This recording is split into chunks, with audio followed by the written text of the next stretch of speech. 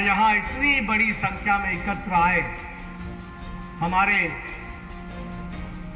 युवा साथी, देवी और सज्जनों, और मीडिया के मेरे साथी, प्रिंट मीडिया और इलेक्ट्रॉनिक मीडिया के मेरे साथी, मैं अपना सौभाग्य मानता हूं कि मुझे आज पांवटा साहब में आजादी के अमृत महोत्सव पर हो रहे कार्यक्रम में 75 स्थानों पर जो कार्यक्रम हो रहा है उसमें से आज मुझे भी शिरकत करने का मौका मिला, भाग लेने का मौका मिला, और इसकी शुरुआत मैंने पांवटा साहब से की है। आप सब लोगों ने जिस गर्मजोशी से स्वागत किया है, आपका हार्दिक अभिनंदन है, स्वागत है। मैं जब पांवटा साहब आता हूं तो हमेशा गुरु के दर्शन गुरुद्वारे जाकर के हमेशा किया करता हूं। आज भी मैंने पांवटा साहब के यात्रा की शुरुआत गुरु ग्रंथ साहब जी को मत्था टेक करके वहां से हमने प्रारंभ किया है। यह ऐतिहासिक नगरी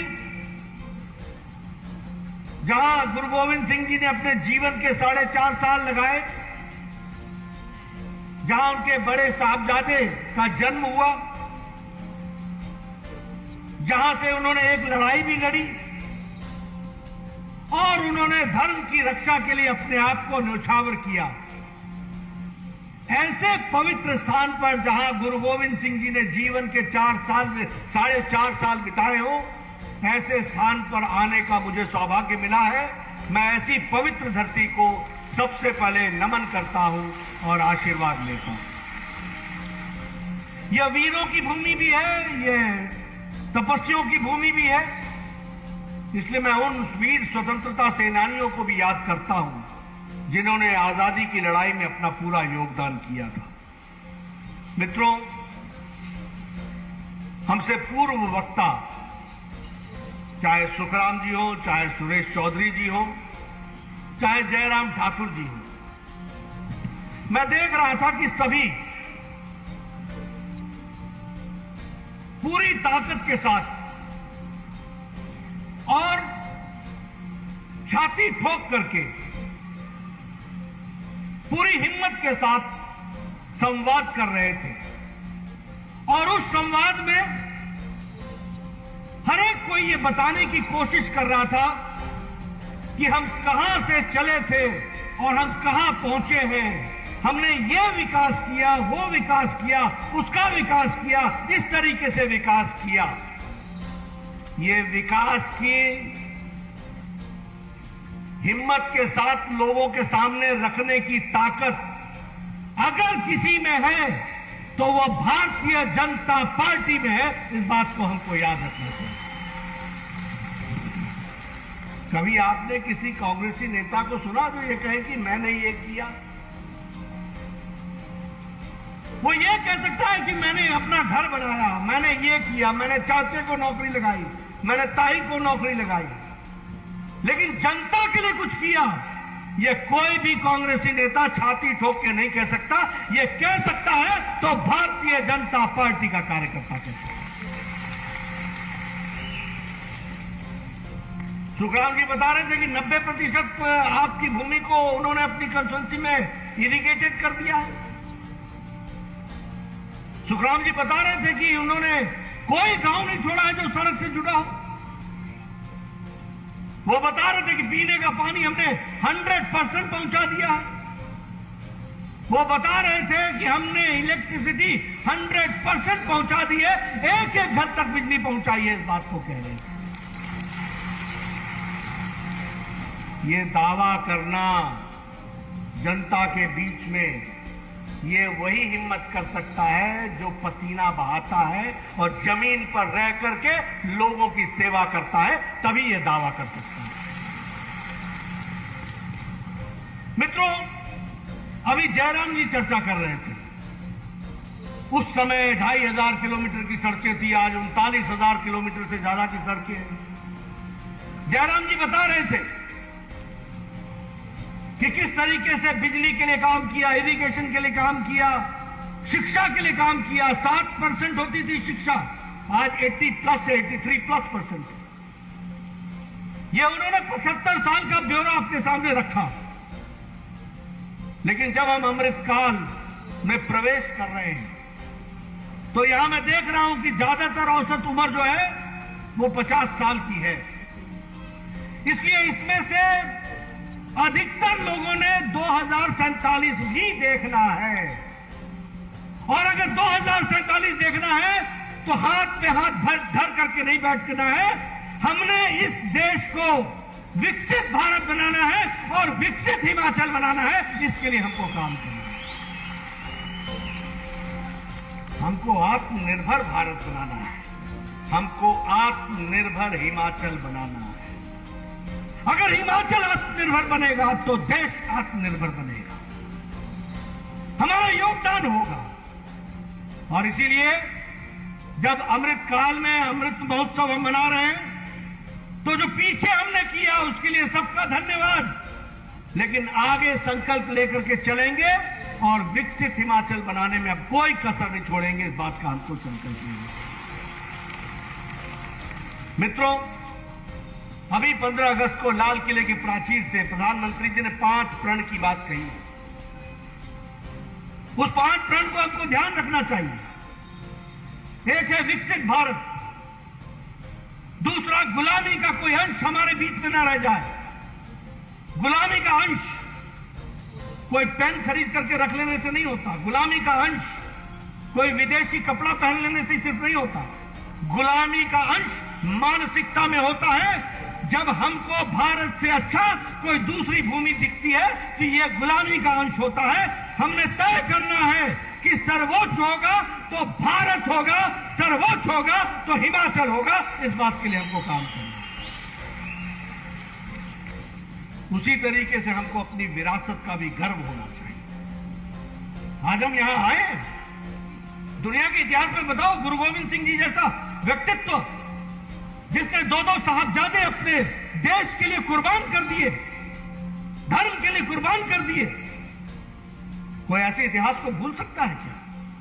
इसलिए हमें अपनी विरासत को याद रखना है, हमें अपने पूर्वजों को याद रखना है, हमें अपनी देवी देवताओं को याद रखना है, हमें अपनी परंपराओं को याद रखना है और हमें अपनी संस्कृति को याद रखना है। और दुनिया में सबसे पुरानी संस्कृति है तो वो भारत की संस्कृति है। इस बात का हमको गौरव करना चाहिए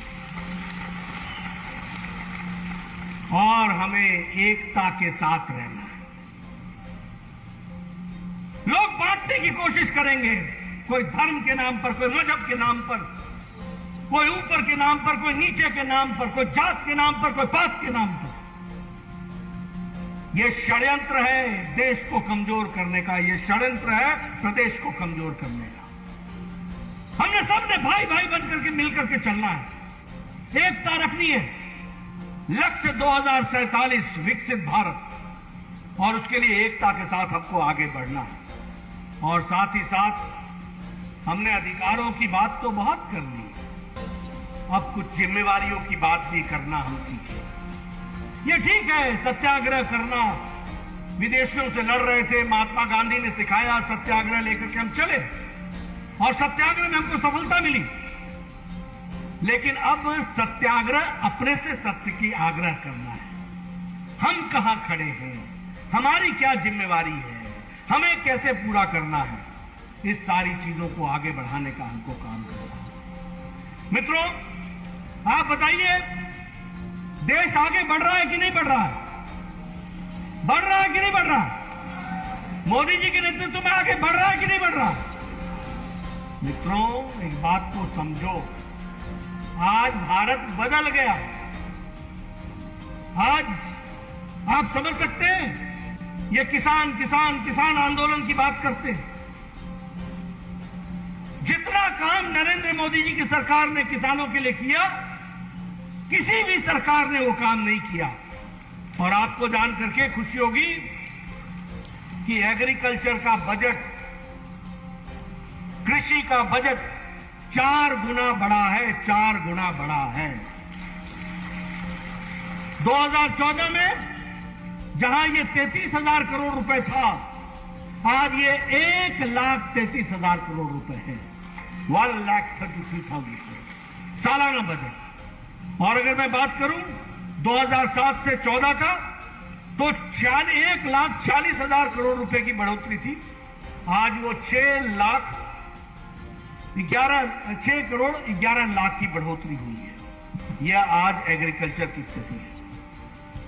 जिस बात को हमारे सुखराम जी कह रहे थे, प्रधानमंत्री सिंचाई योजना के तहत 93,000 करोड़ रुपए खर्च होने, 93,000 करोड़ रुपए खर्च होने, 93,000 करोड़। प्रधानमंत्री फसल बीमा योजना में लगभग 1.2 लाख लोगों का सेटलमेंट हो गया है किसानों का। अगर हम बात करें डिफेंस एक्सपोर्ट्स की, हम लोग पहले डिफेंस का सामान आयात करते थे, अब हम निर्यात करते थे, इंपोर्ट करते थे, अब हम एक्सपोर्ट कर रहे हैं। और हमारा एक्सपोर्ट कितना पहुंचा? हमारा एक्सपोर्ट पहुंचा है 6 गुना ज्यादा। 1,520 करोड़ रुपए हम एक्सपोर्ट करते थे, आज हम 8,435 करोड़ रुपए एक्सपोर्ट कर रहे हैं। ये बदलता भारत है, ये दिखता हुआ बदलता भारत है। और मित्रों, मैं पूर्व में स्वास्थ्य मंत्री रहा हूं, अपने प्रदेश का भी स्वास्थ्य मंत्री रहा हूं। टेटनस की दवा, पोलियो की दवा, जापानी बुखार की दवा, ट्यूबरक्लोसिस की दवा, पोलियो की दवा इस देश में पहुंचने में 25 से 28 साल लगी। और सबसे बड़ी बात यह है कि जापानी बुखार, जापानीज इंसेफेलाइटिस की दवा 100 साल बाद भारत पहुंची। लेकिन प्रधानमंत्री मोदी जी ने, हम सब जानते हैं कि कोरोना 2020 की जनवरी में पहला केस आया था, अप्रैल में उन्होंने टास्क फोर्स बैठाया था और 9 महीने के अंदर एक नहीं 2 वैक्सीन भारत को दी है। ये हमारा बदलता भारत है, हमको समझना चाहिए। 2 वैक्सीन। और हमको यह भी ध्यान में रखना चाहिए कि आज हम 200 करोड़ डोज पार कर चुके हैं, सेकेंड डोज मिला करके। India is the largest and the fastest vaccination programme. Bharat का दुनिया का सबसे बड़ा कार्यक्रम हुआ है और सबसे तेज गति से कार्यक्रम हुआ है, तो वो वैक्सीनेशन का प्रोग्राम हुआ। इस बात को समझना चाहिए। और मित्रों, आपको जान करके ये भी खुशी होगी कि लगभग 100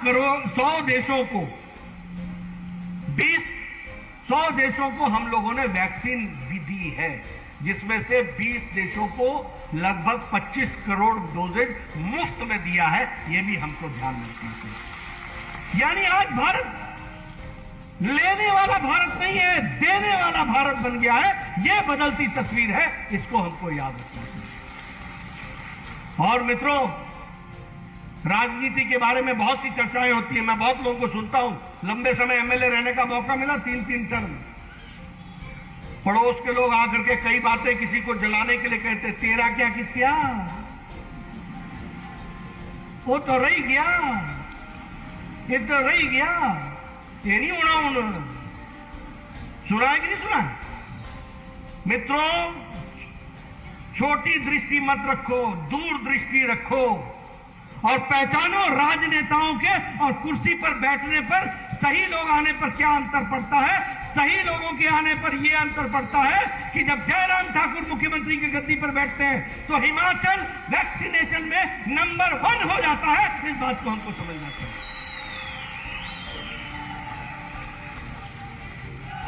तो कोई पूछे तेरा क्या कित्या, तो बोलो एक कित्या तो अड्डा। आज आप लोग कोई मास्क नहीं पहने और बड़े नजदीक बैठे। यहां अमेरिका का जो बाइडेन भी मुंह में मास्क लगा के फिरते हैं और आप ये खुली हवा में रह रहे हैं। तो ये नरेंद्र मोदी जी ने आपको सुरक्षा कवच दिया है और जयराम जी ने आपको सुरक्षा कवच पहनाया है। इस बात को समझना चाहिए। यह है अंतर, यह है परिवर्तन, यह है सोच। आज कोई बोलता मेरा क्या दिखता है, ये सड़क ही नहीं दिखती भाई।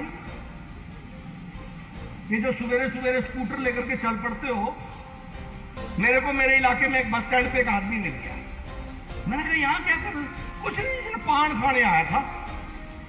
मैंने कहा गांव तेरा उधर, पान खाने तो इधर आया। बोला वो तो दिक्कत ही कोई नहीं, किक मारो 5 मिनट से बस स्टैंड। ये फर्क है, इसको समझो।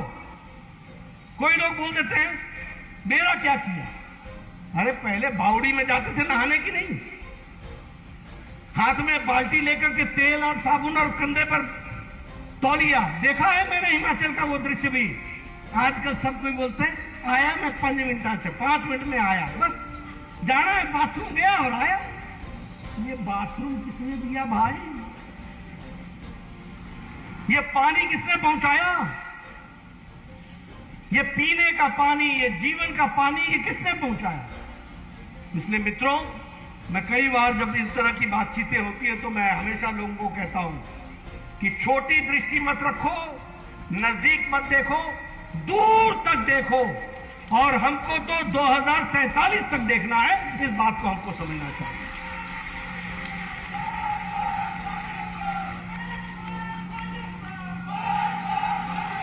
अब मित्रों, मैं आपके सामने कुछ बातें कर। अब ये यूक्रेन में झगड़ा लड़ाई हुई, क्या अमेरिका के लोगों को वापस लाने के लिए अमेरिका ने कोई प्रयास किया? क्या यूरोप से कोई लोग वापस आए? क्या पाकिस्तान ने कोशिश करके अपने लोगों को वापस लाया? क्या बांग्लादेश के लोग वापस आए? लेकिन यहां हमारे नरेंद्र मोदी प्रधानमंत्री हैं, एक तरफ पुतिन से बात करते हैं और एक तरफ यूक्रेन के राष्ट्रपति से बात करते हैं, युद्ध का विराम कराते हैं और 23,000 बच्चों को शांति के साथ भारत वापस लाते हैं। यह परिवर्तन होता है इसके समय।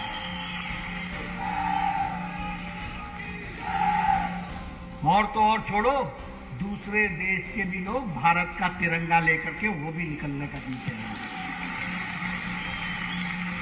ये है तिरंगा, ये है आजादी का अमृत महोत्सव। इसको एंजॉय करो, इसको समझो, इसको जानो। आज मुद्रा योजना में लगभग 35 करोड़ लोगों को बेनिफिट मिला है। उसी तरीके से OBC class, other backward caste, इसका आज दिन तक कमीशन नहीं बनना था। कांग्रेस के लोग हाथ पे हाथ धर के बैठे हुए थे, कोई कुछ नहीं करता था। उसको संवैधानिक दर्जा देने का काम किया तो वो भी नरेंद्र मोदी जी की सरकार ने किया, यह भी हमको जानना है।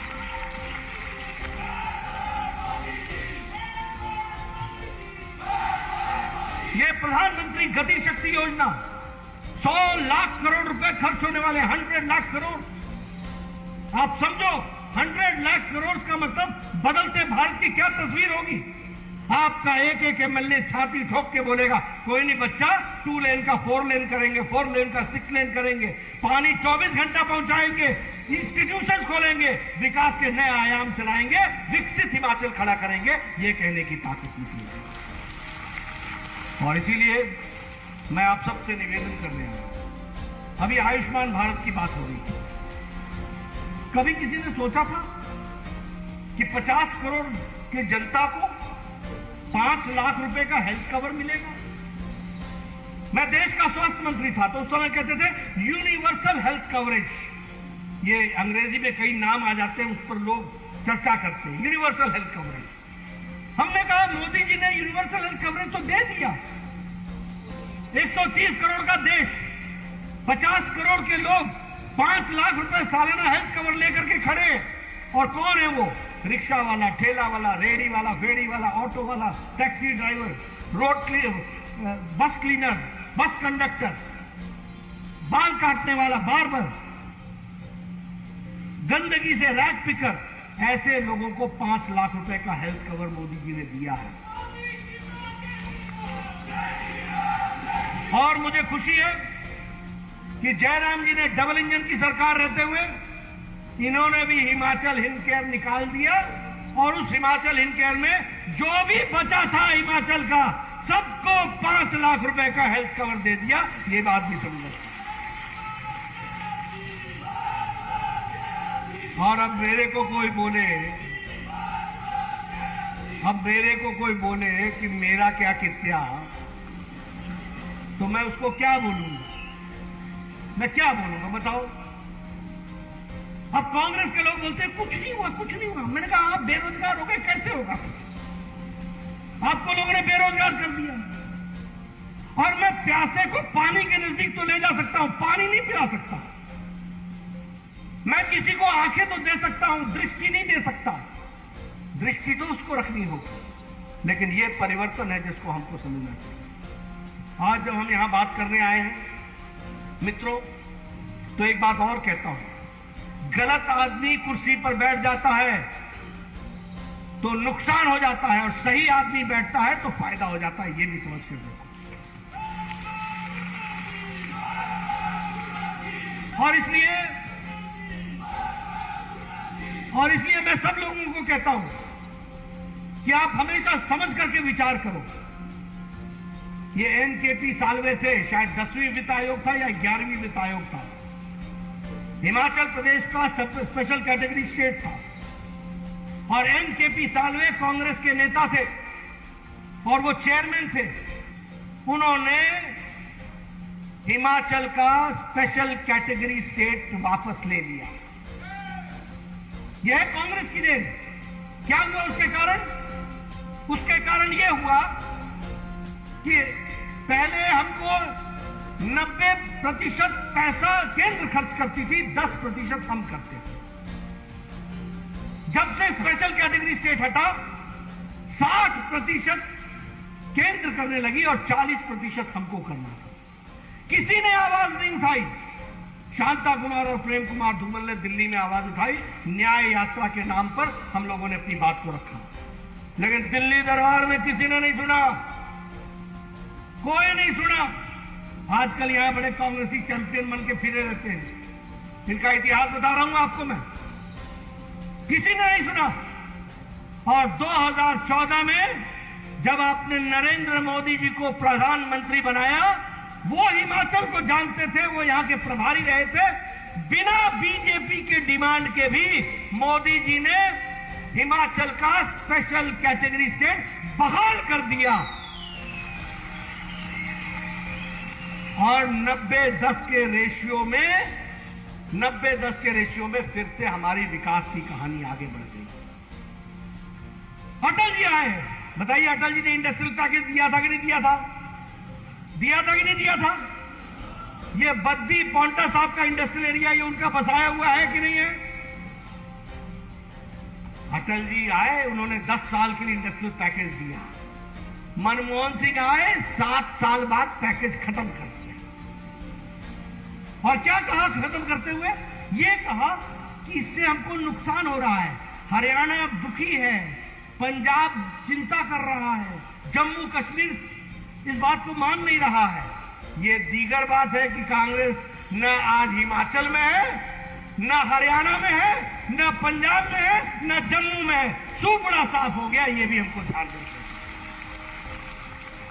लेकिन ये उनकी करतूत रही है, ये उनका योगदान रहा है। अटल जी ने 2002 में रटांग टनल का शिलान्यास किया था। बाद में हमारी सरकार चली गई 2004 में।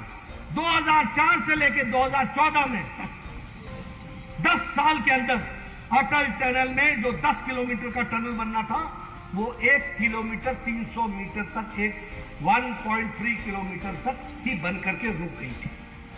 किसी ने नहीं पूछा। मुझे याद है अटल जी अंतिम दिनों में मनाली आए थे, अंतिम बार उन्होंने मुझसे पूछा था कि क्या हो रहा है उस अटल टनल का। मैंने कहा काम बहुत धीरे धीरे चल रहा है। उन्होंने कहा था वो शिलान्यास मेरे दिल पर पत्थर है। और उनकी बात को, सपना को साकार किया मोदी जी ने।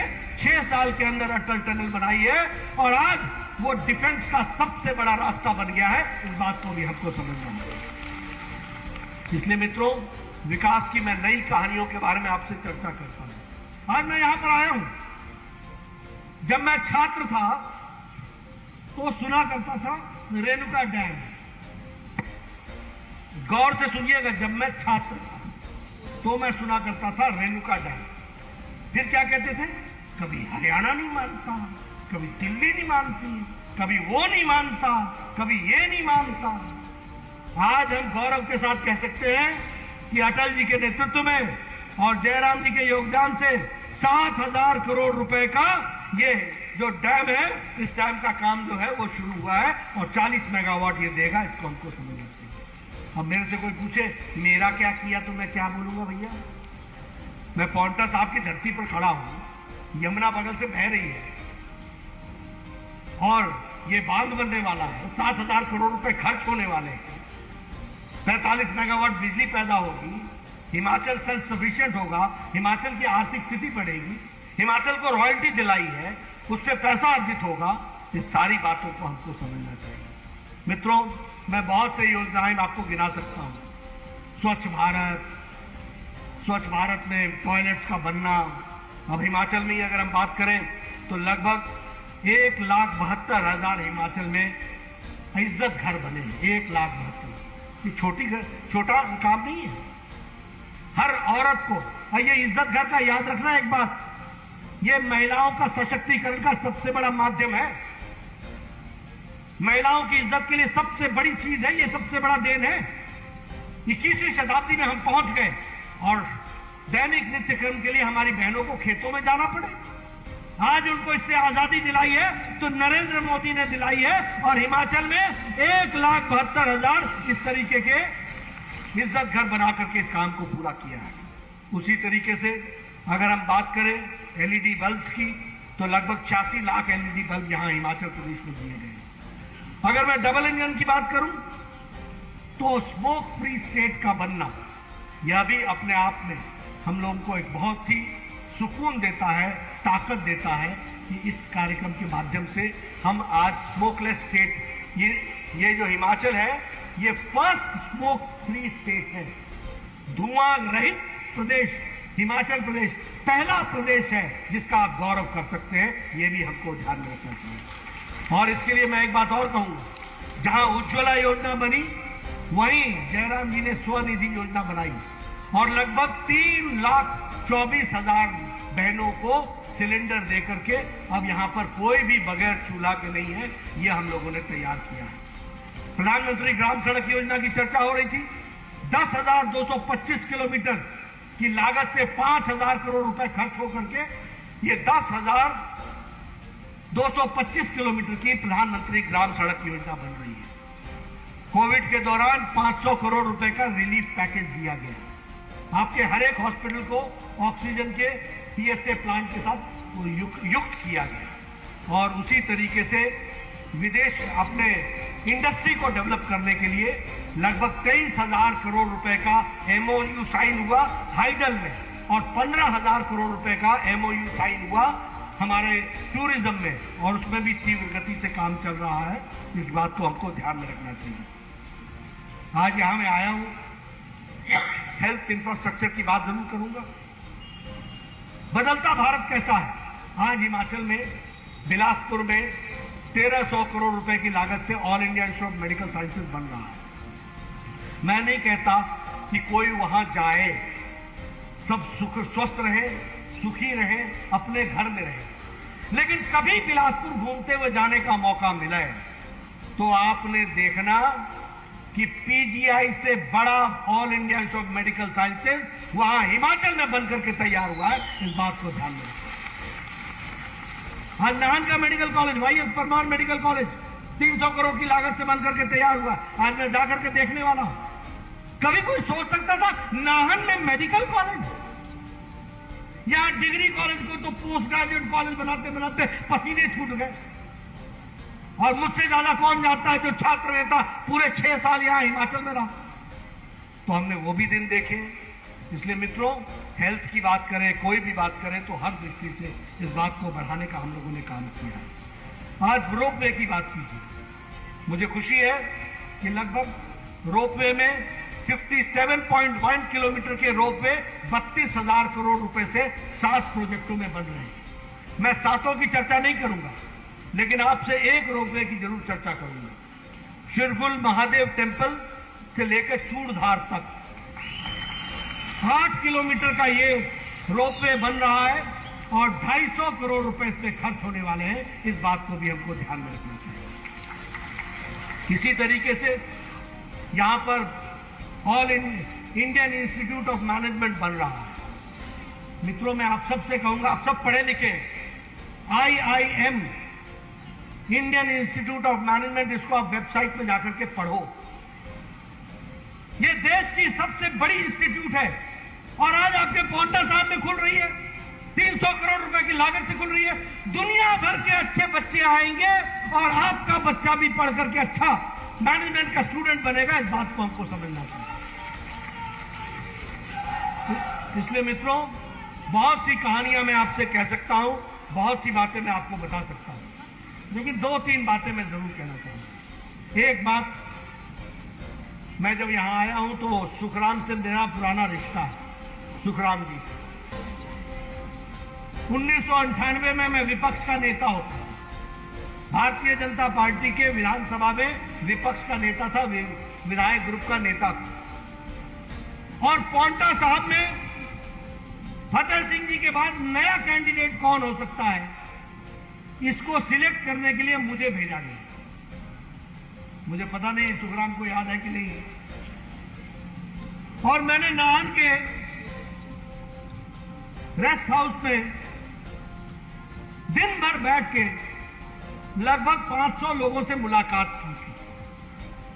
और उस समय ये जेई होकर के आए थे, नौकरी छोड़ करके।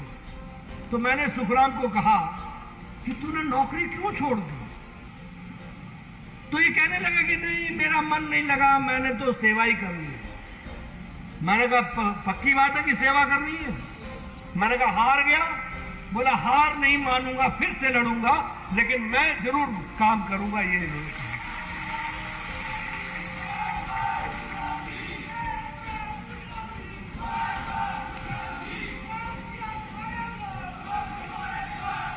उस दिन हमारी मुलाकात हुई थी। बाद में मैंने रिपोर्ट दी, मैंने कहा सुखराम को कैंडिडेट बनाना चाहिए।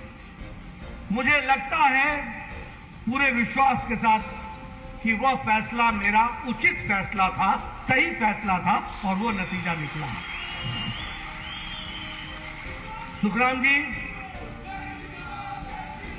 सुखराम जी जब आते हैं तो मैं हाथ मिलाते हैं तो मैं अपनी उंगलियां गिन लेता हूं, क्योंकि मालूम नहीं जाते जाते कौन सी उंगली चली जाए। आते हैं तो बोलते हैं बस थोड़ा सा, थोड़ा सा, और जब वो थोड़ा थोड़ा करने लगते हैं तो यहां मंच पर आकर के बोलते हैं मैंने ये भी लिया, मैंने वो भी लिया, मैंने ये भी कर लिया, मैंने वो भी कर लिया। ये एक अच्छे प्रतिनिधि का काम होता है। इसलिए मैं सुखराम जी को बधाई देना चाहता हूं, और आप लोगों से मैं बोलना चाहता हूं, सिर्फ ताली मत पीटते रह जाना, ये भी करते रहना। समझे? समझ में आया?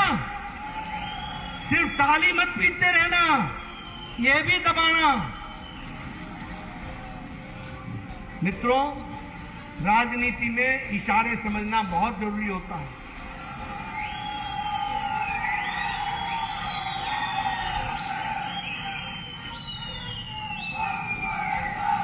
और जो इशारे न समझे तो मेरा दिल्ली से आना किस काम का रहेगा? तो आपने इस बात को समझना चाहिए। दूसरी बात मैं कहना चाहता हूं, इन्होंने 2 बातें कही। एक कहा फसल, देखिए कैसे कहा, फसल मारी गई, ये हुआ। मैंने जयराम जी को कहा, मैंने कहा जयराम जी इसका जो चिंता कीजिए, बोले हो जाएगा।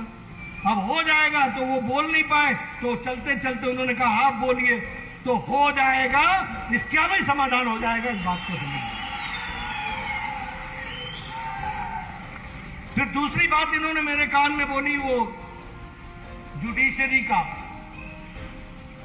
यहां पर कोर्ट बैठाने की बात। कोर्ट ही बैठाना है ना,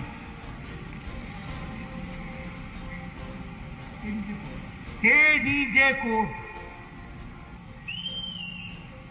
यही है ना, एडिशनल डिस्ट्रिक्ट जुडिशियल मैजिस्ट्रेट का कोर्ट बैठने की बात इन्होंने कही। मैंने जयराम जी से पूछा, जयराम जी ने कहा कर देंगे। जयराम जी की तरफ से मैं आपको यह आश्वासन देता हूं कि यहां कोर्ट खुल जाएगा। इस बात को हमको समझना चाहिए।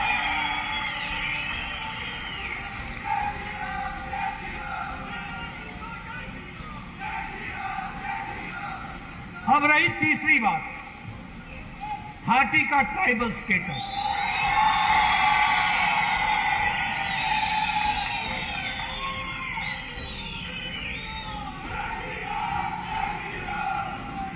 देखिए, सबसे पहली बात तो ये है कि ये हिम्मत करके डिमांड करने की ताकत है तो वो भारतीय जनता पार्टी में है, इसको हमको समझना चाहिए।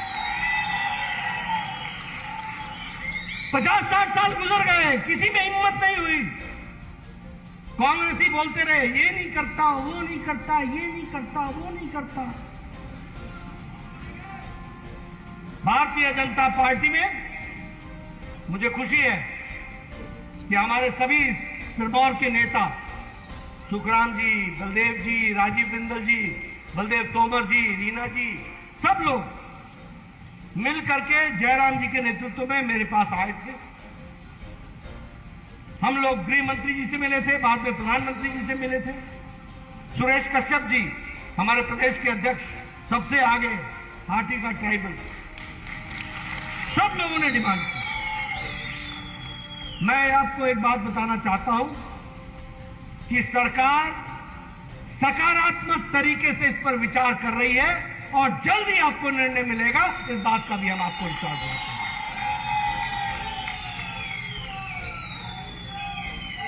इसलिए मित्रों, अगर विश्वास है तो लोगों का भारतीय जनता पार्टी। मैं आज इस पावन अवसर पे मैं कांग्रेस के बारे में ज्यादा चर्चा नहीं करना चाहता, लेकिन दुख के साथ बोलना चाहता हूं कि क्या उन्होंने कमाया? बोफोर्स का स्कैंडल, 2G, 3G, 4G, जीजा जी, क्या कमाया उन्होंने? ऑगस्टा वेस्टलैंड का केस, सबमरीन का स्कैम, और देखो हिम्मत देखो इनकी कि देश के लिए फौज लड़ रही है, कोई एयर स्ट्राइक करती है, कोई सर्जिकल स्ट्राइक करती है, और कांग्रेसी प्रमाण मांगते हैं। ऐसे लोगों को नवंबर महीने में प्रमाण दे देना, ऐसे लोगों को नवंबर महीने में प्रमाण दे देना। समझ गए मेरा इशारा? समझ गए मित्रों? ये है विषय जिसको हमको समझना चाहिए। इसलिए मैं आपके सामने आपका ज्यादा समय नहीं लूंगा, सिर्फ आपसे ये निवेदन करने आया हूं, आप आगे बढ़िए, खुशहाल होइए। मुझे पता लगा है ये आज जाऊंगा सड़क से, ये हमारा नाहन तक की सड़क जो बनी है वहां से, कहां से आगे नाहन से NH शिलाई वाली 707, उसका काम चल रहा है। यहां से देहरादून वाले पर काम चल रहा है। कोई सड़क ऐसी नहीं है जिस पर काम नहीं चल रहा है। कहीं जाओ तो ऊपर से फ्लाईओवर या अंडरपास। ये परिवर्तित होता हुआ भारत दिख रहा है, ये परिवर्तित होता हुआ इलाका दिख रहा है। तो मित्रों, आपसे मैं एक ही निवेदन करने आया हूं, और यहां मैं आयोजकों को एक बात और कहना चाहता हूं कि मुझे यहां महिला शक्ति का सशक्तिकरण दिख रहा है, क्योंकि महिलाओं की संख्या पुरुषों से ज्यादा दिख रही है, ये भी मैं जरूर कहना चाहता हूं। और समाज के नेतृत्व में आपका विशेष योगदान है। आप सब लोग मिलकर के इस अमृत महोत्सव को मनाइए, आगे के इशारे को समझिए।